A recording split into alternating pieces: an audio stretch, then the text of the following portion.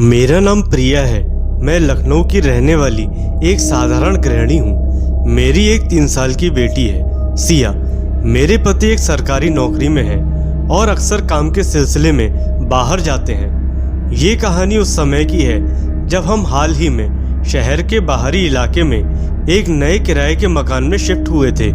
हम बहुत खुश थे कि शहर के शोर शराबे से दूर शांति और हरियाली में रहने को मिलेगा।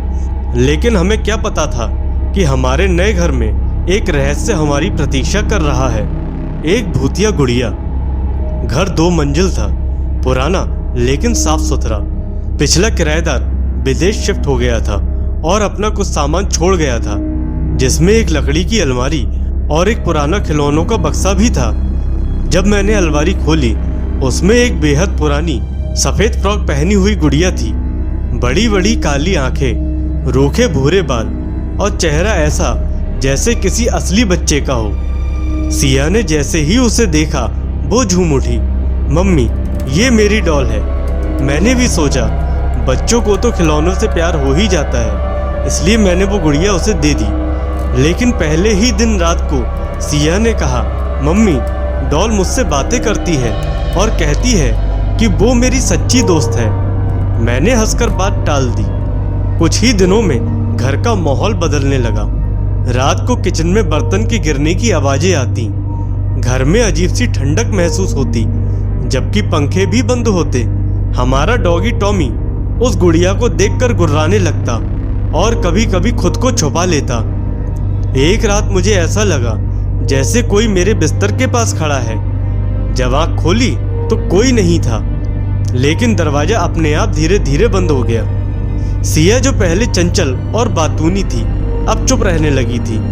वो घंटों उस गुड़िया के साथ बैठकर बड़बड़ाती, जैसे किसी से बातें कर रही हो। एक दिन मैंने छिपकर सुना, डॉली कहती है मम्मी बुरी है, उसे मार दो। मेरे शरीर में सिरहन दौड़ गई। मैंने गुड़िया छीन ली और उसे स्टोर रूम में बंद कर दिया। उस रात सिया पूरे घर में चीखती रही, डॉली को दो, वो मुझे ले जाएगी। मैंने पड़ोस की एक बूढ़ी औरत शांता देवी से बात की। उन्होंने सुनते ही मेरी बात पर चुप्पी साध ली। फिर बहुत मिन्नतों के बाद उन्होंने बताया कि इस घर में पहले एक औरत रहती थी जिसका बच्चा बहुत बीमार था और मर गया। वो बच्चा सिर्फ अपनी उस गुड़िया से खेलता था। माँ ने पागलपन में उस गुड़िया के अंदर अपने बेटे की आत्मा को बांध दिया ताकि वो हमेशा उसके पास रहे। लेकिन जब वो औरत मरी, उसकी आत्मा भी उस गुड़िया में समा गई। शांता देवी की बात सुनकर मुझे बहुत डर लगने लगा। मैंने एक तांत्रिक बाबा को बुलाया। उन्होंने गुड़िया को हाथ में लेते ही कहा, ये सिर्फ खिलौना नहीं, ये एक बंधी हुई आत्मा है, इसे जलाना होगा, लेकिन एक विशेष मंत्र के साथ, वरना ये और भी उग्र हो जाएगी। रात के 12 बजे पूजा शुरू हुई। घर की लाइट्स चली गई, हवाएं चलने लगी और सिया जोर जोर से चिल्लाने लगी, जैसे कोई उसकी आत्मा खींच रहा हो। गुड़िया जलाते ही एक तेज चीख सुनाई दी और पूरे घर में शांति छा गई। सिया बेहोश हो गई। उस घटना के बाद सब कुछ सामान्य हो गया। सिया फिर से खिलखिलाने लगी। घर में अजीब घटनाएं बंद हो गईं।